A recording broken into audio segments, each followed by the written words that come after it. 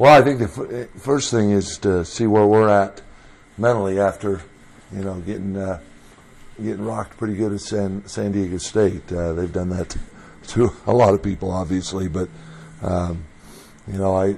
what is expected from our guys, and they understand this, is that they go out every night and compete, and I think they will do that the rest of the way. I think that's very, very important because Fresno State's going to come in with a lot of energy. I think they've won, 5 of their last 6. They've won some road games. They are quick and athletic, and not as big as some of the teams in our league, but make up for it a lot with their quickness and their athleticism. Tyler Johnson is having as good a year as anybody any guard in the league. His stats are phenomenal. The kid we're very familiar with, he's a Fresno kid. We tried like heck to get him, and we were right there, and he elected to stay home, which certainly happens sometimes. And he's had a great career there, and a very good kid, and but he's just one of a number of guys they got. His stats are, like I say, very impressive. But for us, having a couple good days of practice today and tomorrow are very important. The time is running out in terms of number of games left.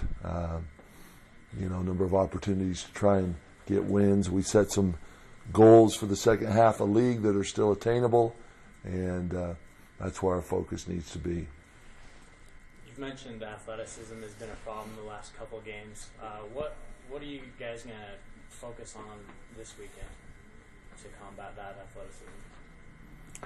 I don't know if it's been a problem. It's just the talent level in this league is high. I mean, it makes when you play Vegas and you play San Diego State, I mean, they're long and athletic, and it makes execution so important. If you because they disrupt what you're trying to do with that athletic ability, and that's where you've got to be precise. You can't turn the ball over too much. You got to screen better. You got to cut harder as far as the offensive end, and then defensively, you really have to help each other out because if they're quicker than you, you're going to get beat on the ball more, and you have to be able to, help each other out. Which, I had a really good friend, former coach, text me and said, "Gosh, you made a legitimate top 10 team look very average offensively."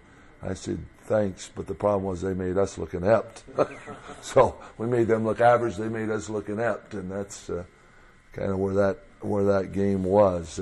Unbelievable atmosphere at San Diego State. Changed so much since used to go there years ago and hadn't been there in a long time. But it's like a pro environment. Every game sold out. Just the way how they conduct the whole event is pretty impressive. But what you see a lot with Fresno is just lots of handoffs and ball screens and getting their guys a chance to get downhill off of a lot of quick action, similar in some respects to the way Boise State plays. They just they kind of wind you up, and you got to be on it defensively to deal with all the things they try and do. When you went back, I don't know if you watched the film, the San Diego State game. Did you? Yes. I've been no. Okay, I've had time to watch it's that. Not worth it, everything, maybe No, it's not that. It's you got to get rid of it. I mean, it's a whole different deal with Fresno, and to sit and dwell on San Diego State. I'll watch it. I'll watch it at some point, but I haven't yet. But it just seemed like, their defense was good, but in these last 2 games, you have missed some shots that you normally make. Yeah. when you have you credit their defense, but then you guys have missed some shots too. Yeah, it's a little bit of both. Yeah, you're right. You talk about the size. You guys have been rebounding well lately. It seems like rebounding may play a huge role in this upcoming game with Fresno. Well, I hope it plays a huge role. I hope it's something that's a positive stat for us because, like I said, they're very quick, but they're not very big, and that's something that they've really tried to do is rebound the basketball on an equal basis with the teams in the league, and that's, I think, one of their challenges. And I think that's been an indication that we're playing hard and we're trying to give ourselves a chance night in and night out is our effort on the boards. But as Al says, you can't have starters go for 0 and nights where you have 2 for 14 and things like that. I mean, there's a lot of missed shots in the equation, and some of it's us missing wide open shots, and some of it's the defense. And what you always worry about as a coach is the confidence level when guys are, struggled for a few games. Where are they at in terms of their own game and their own confidence level? And that's something that we try and reassure them, but ultimately boils down to where they're going to be mentally, individually. You got to believe you can play. I mean, I've always believed that. You have to believe you can play the game. If you don't, it's a struggle. Where do they play Tyler Johnson? What position now? He's a wing. He plays a little bit of point, but he's a 3, he's a 2, plays a little bit of point. He's just a perimeter guy that can do a lot of things. A lot of people, he's left-handed, and a lot of people have been jumping on that left hand, and no question he can really go left, but he goes right pretty well too. So he can pull up, he can shoot threes, really rebounds the ball. I mean, just very impressive. I love the guys that just keep getting better. From their freshman year to their senior year, just every year make jumps, and that's what he's done. He's just every year gotten better. Speaking of younger guys, you were mentioning after the game the other day that you felt like the freshmen had kind of come in and it will spark any chance that they get a little more run as the season plays out in these last 4 games? Yeah, there's a chance. We'll see. See how people play. See how they play. It's all about production. If you play well, then you're out there more. Just a little bit about Spencer Butterfield. He's been a kid that's just keeps. I mean, we talked a little bit the other day after the game about maybe going back to basics and trying to make more from the middle. It seems like he's trying to stay positive and just trying to work hard. He is. He's he's a tough, hard-nosed guy. He's not going to get negative on you. He's going to show up every day. I don't think 90% of our fan base understand the pain he's been in with his hip. It's just a grind for him every day to try and perform with that hip, and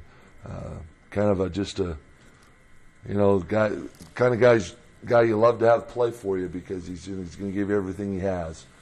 He's not always going to do perfect. He's not going to always take good shots. But he's going to try and do whatever he can to help your team. And I don't have any complaints with our guys along those lines at all. Not just Spence. I mean, our guys are receptive. They're coachable. It's frustrating for everybody when you lose more games than you'd like to. And right now, as I've said in this league, there are 2 dominant teams and 3 teams that are a cut above, and everybody else is playing catch up, and that's the way it is this year. And you're trying to win as many as you can. You're 1 win away from 600, and I mean, could you have imagined that early on in your coaching career? I don't want to talk about that, Kyle. I just don't want to talk about that. We're just trying to get another win right now. It's been a couple games where we've been trying to get another win, so Stu, you were talking about playing catch up. Fresno State's 6-8. You guys are 5-9 in conference. Does this win mean anything extra special in trying to climb the rankings, or is it just another game for you? I think every game means a lot when wins are at a premium. I mean, I hope it means a lot to our guys. We only have 4 games left in the regular season, and it's late February. I mean, there's teams that are done right now. They're, to be honest with you, that have dropped, that have faded, and they're just trying to get through it, and we haven't shown that. So, I think anytime you should try and climb your way up the standings. I hope they look at it and know that, You know that hey, they're one game ahead of us. Let's make that up if we can, and you know that's what I would expect and what they should expect to each other.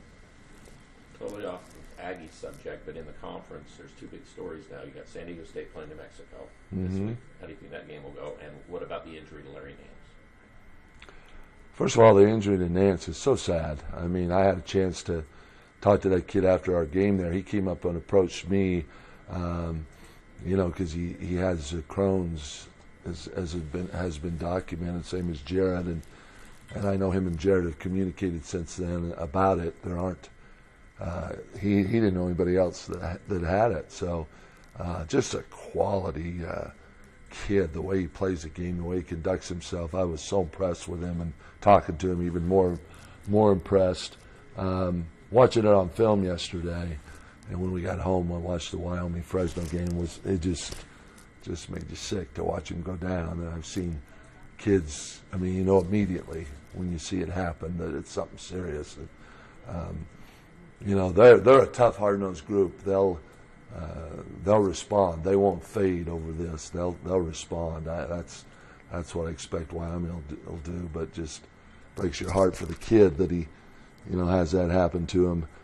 San Diego State, New Mexico. Wow. I mean, you know, I keep saying it's like the Super Bowl, and one team's really great defensively, and another team's really great offensively, and I don't think it's quite that simple as to which team will win out. I think they still play twice, don't they? So on each other's court, but it'll be interesting. Two really good basketball teams. In my mind, one's rated 6th, 7th in the country, and the other's not ranked and should be. I mean, the other team's a top 25 team. There's no question in my mind. Maybe higher than top 25. Really good team.